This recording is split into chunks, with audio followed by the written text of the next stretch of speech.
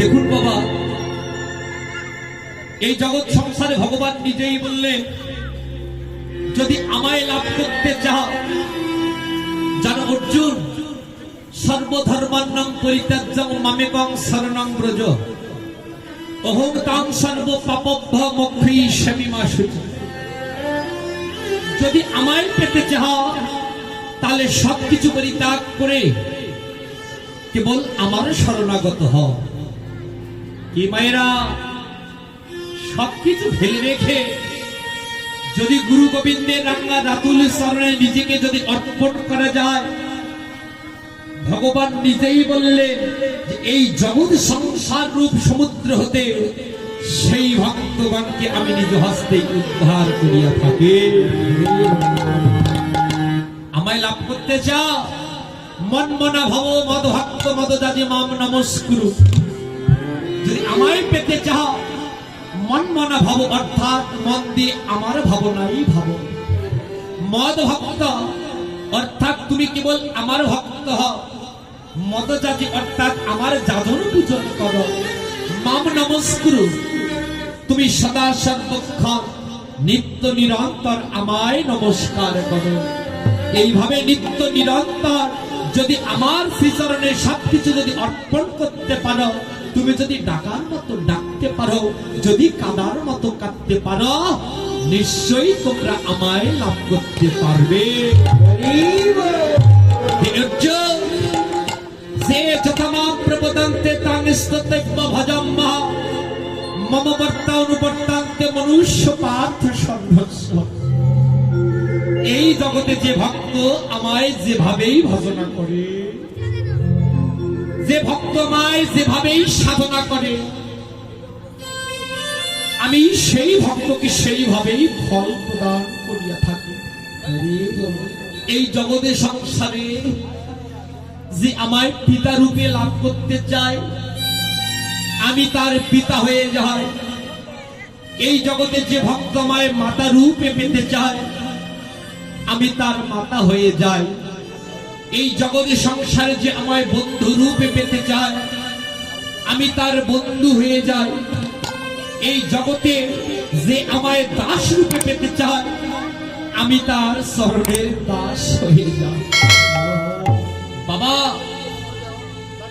ভগবানের শ্রীচরণে নিজেকে অর্পণ করলে ভগবান ভক্তের মনোবাসনা পূরণ করে। তাহলে প্রমাণ কোথায়? প্রমাণ দিয়েছেন শ্রীমদ্ ভাগবতের পাতায়। কবে কোন দিন ভক্তের মনোবাসনা পূরণ করেছিলেন?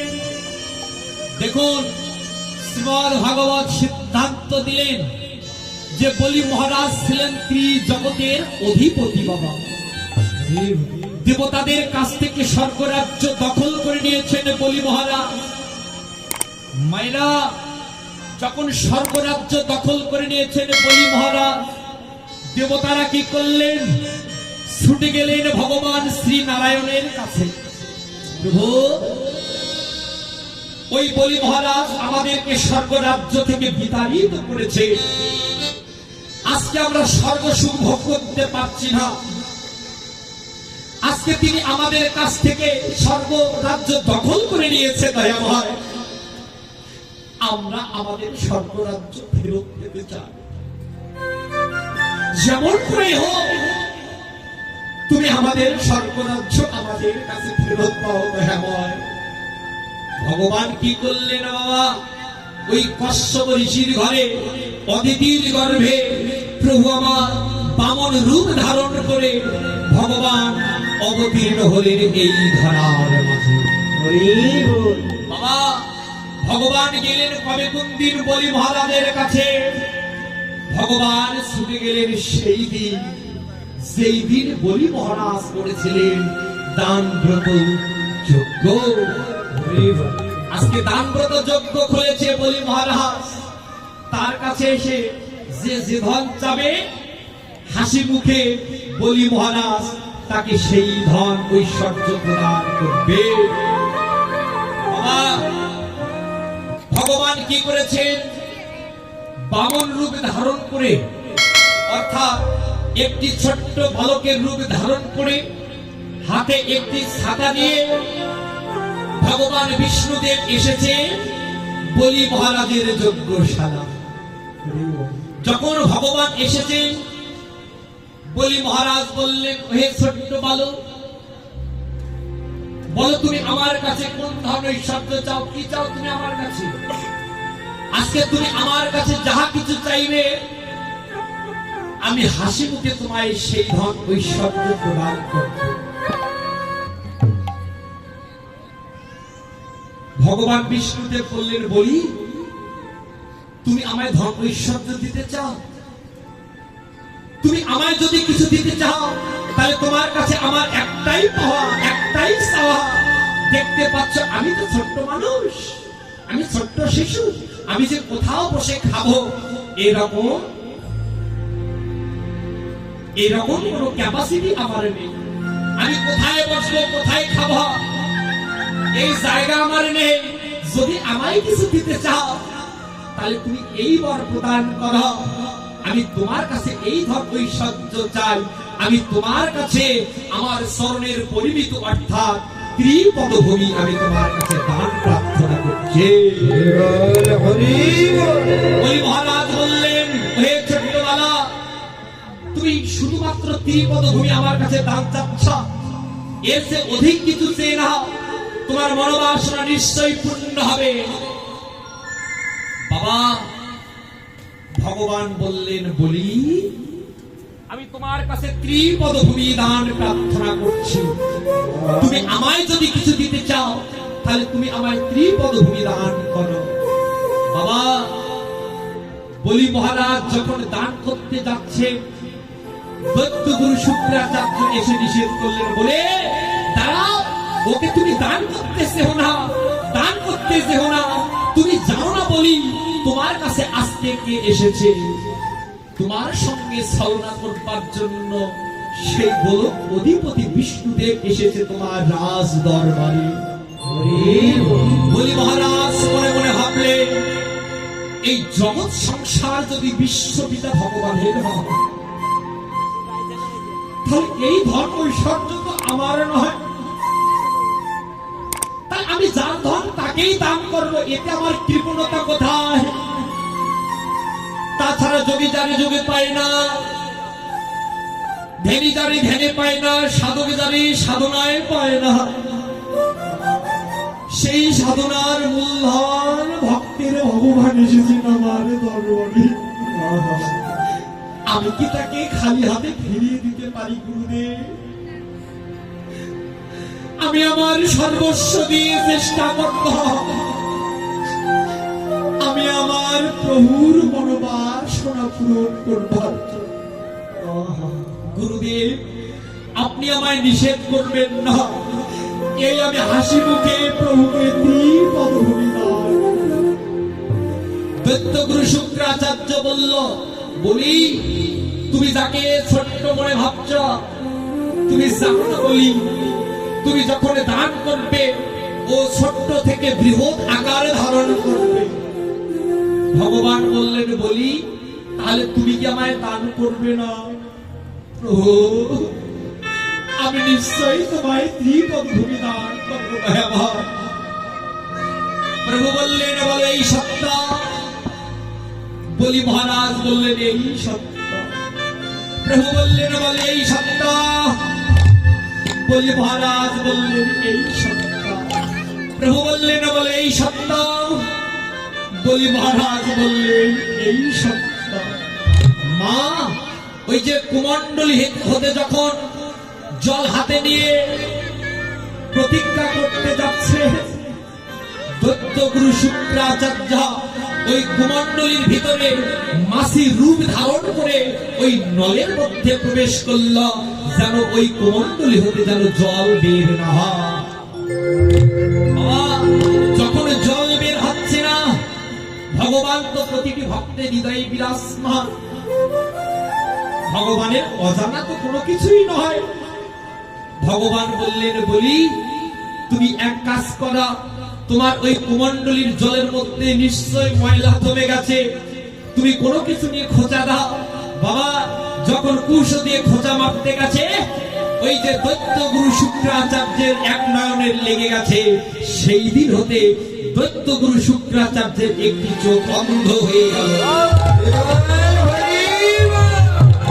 মা, এই জগৎ সংসারে ভগবান যতগুলি লীলা করেছেন একমাত্র জীব শিক্ষার জন্য। এই লীলা থেকে ভগবান এই জগৎ জীবকে বুঝিয়ে দিলেন, এই জগৎ সংসারে আমি সাধুগুরু বৈষ্ণবকেই ভালোবাসি। যারা সাধু সঙ্গে সে, ভক্ত সঙ্গে সে ভক্তের অনিষ্ট করতে চায়, ভক্তের প্রতি হিংসা নিন্দা বিদ্বেষ করে, আমি এমনি করে বিশ্বপিতা ভগবান সেই পাপিতাকে জীবকে শিক্ষা দিয়া থাকি। বাবা, যখন এবার কমণ্ডলী হতে যখন জল নিয়ে প্রতিজ্ঞা করলেন, বলে এই সন্ধ্যা, বলি মহারাজ বললেন এই সন্ধ্যা ভগবান দুইটি চরণ পেতে দিয়েছে, এক চরণে স্বর্গ, এক চরণে মর্ত। আর নাভি সরোবর হতে যে চরণটি বের হয়েছে, এই চরণটি রাখার আর জায়গা পেলেন না। ভগবান বললেন, বলি তাহলে আমি আমার এই তৃতীয় চরণে রাখবো কোথায়? অবনস্ত মস্তকে বলি মহারাজ প্রভুর চরণে আছাড় রেখে বললেন আর কাঁদলেন, দয়াময়,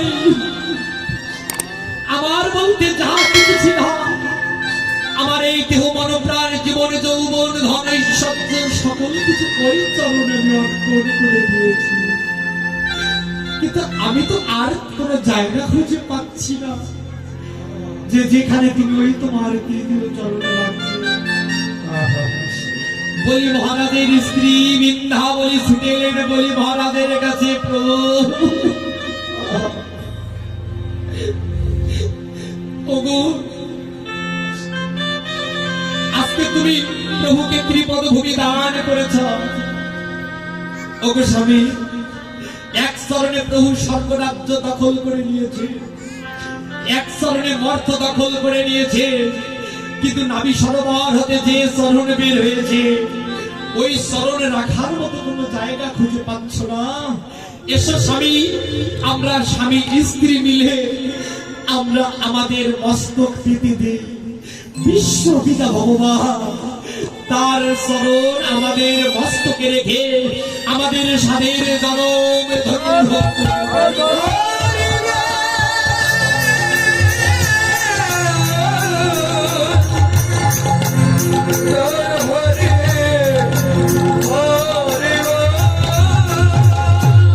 ওই চরণ আমাদের মস্তকে ধারণ করে আমরা আমাদের স্বাদের মনুষ্য জগৎ সার্থক করি।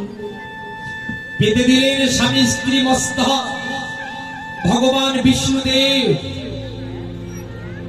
তার তৃতীয় চরণ তাদের মস্তকে রাখলেন। বাবা, বিশ্বপিতা ভগবান বললেন, বলি এই জগৎ সংসারে তুমি সবকিছুই দান করে গেলে, স্বর্ণাক্ষরে লেখা থাকবে তোমার এই দানের কথা, কিন্তু বলো বলি এই জগৎ সংসারে তুমি বেঁচে থাকলে তোমার তো কোনো ধন ঐশ্বর্যের প্রয়োজন রয়েছে। তুমি আমার কাছে কিঞ্চিত মাত্র ধন ঐশ্বর্য চেয়ে নাও। তুমি আজকে আমার কাছে যে ধন ঐশ্বর্য চাইবে, তুমি যা কিছু চাইবে, আমি বিশ্বপিতা ভগবান কথা দিলাম, আজকে আমি হাসি মুখে তোমায় সেই ধন ঐশ্বর্য প্রদান করব। মাইনা বলি মহারাজ বললেন, প্রভু তুমি আমায় কিছু দান করতে চাও, তুমি আমায় কিছু দিতে চাও দয়াময়। প্রভু হে,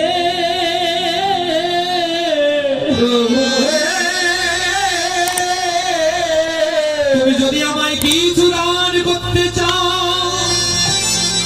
প্রভু হে, তোমার ওই শ্রীচরণে আমার একটাই মিনতি,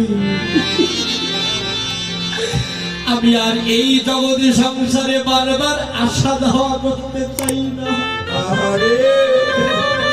আমি আর জঠর যন্ত্রণা আমি ভোগ করতে চাই না। প্রভু হে, আজকে বিশ্বপিতা ভগবানের যেমন করে আমার এই জগতে সংসারের ঘরের দরজায় দাঁড়িয়ে আছে, প্রভু হে, আমি এই জগতের কোনো ধন ঐশ্বর্য কামনা করি না। আমি ন ধনম ন জনম ন সুন্দরী কবিতা কামই। আমি এই জগতের ধন চাই না, জন চাই না।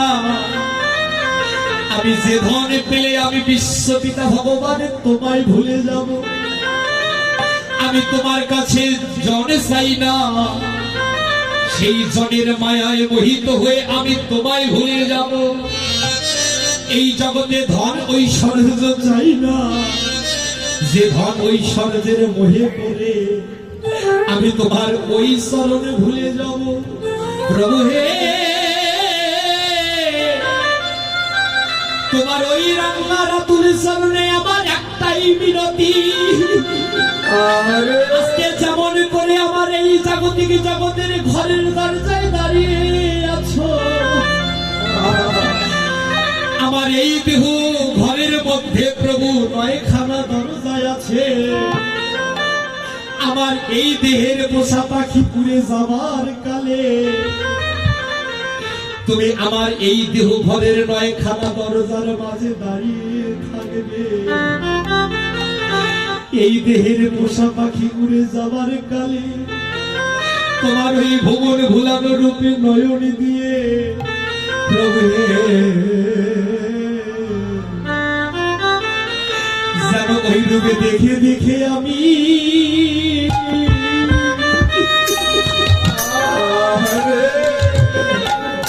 যেন আমি আপনে ঘরে যাইতে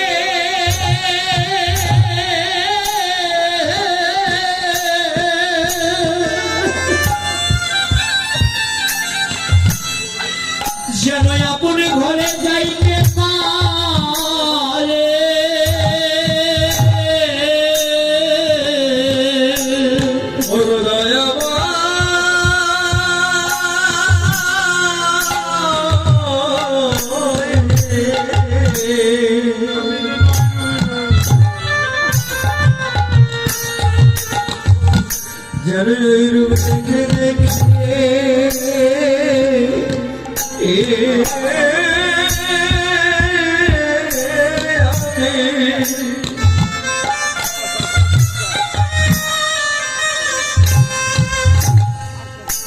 আপনে ঘরে যাইতে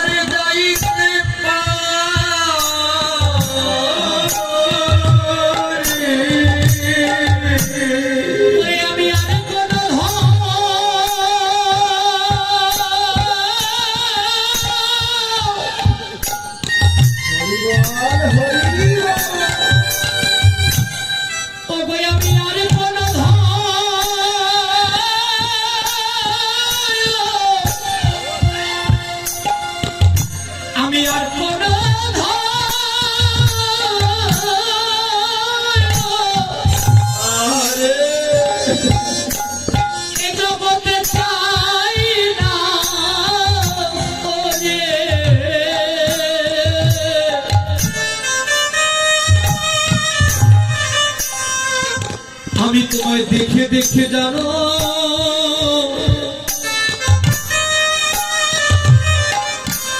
ওই আপন ঘরে যাইতে পারে।